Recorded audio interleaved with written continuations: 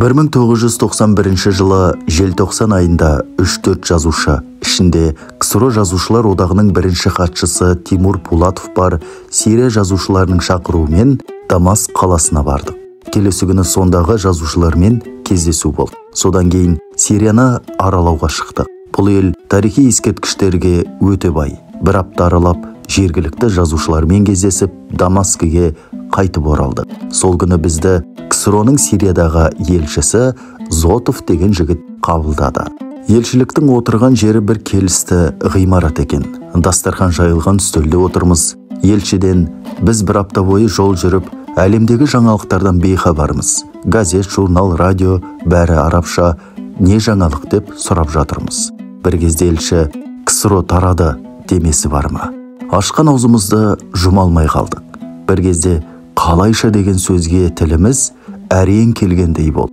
Елші Беловеждегі оқиғаны баяндап, Ельцин, Кравчук, Шушкевичтердің КСРОны тарату туралы шешімге қол қойғанын, енді бұрынғы одақтық республикалардың өз алдына тәуелсіз мемлекет болғанын айтты. Армения, Әзербайжан, Грузия, Өзбекстан деп атап жатыр. Кенет айтылмай қалар мекен деп ойладым ба, Қазақстаншы, Қазақстан дедім әлде қалай, денемді үрей билеп. Елші менің жүзіме таңырқағандай болып қарады да, Қазақстанда енді өз алдына жеке мемлекет деді жымиып. Одан әрі не болғаны есімде жоқ. Тимур Пулатов мені бүйірімнен түртті. Сен ішпеуші едің ғой дейді. Маған инфаркттан кейін ішпек түгілі ішіп жатқан адамға қарауға болмайтын кез. Алдымдағы коньяк құйылған рөмкені қалай қағып салғанымды өзімде білмеймін. Отырғандар қандай ұланғайыр еледік, құртты бәрін өңкей сатқындар деп, біресе Ельцинді, біресе Горбачевты жамандап жатыр. Енді олардың сөзі маған түк қызық емес еді.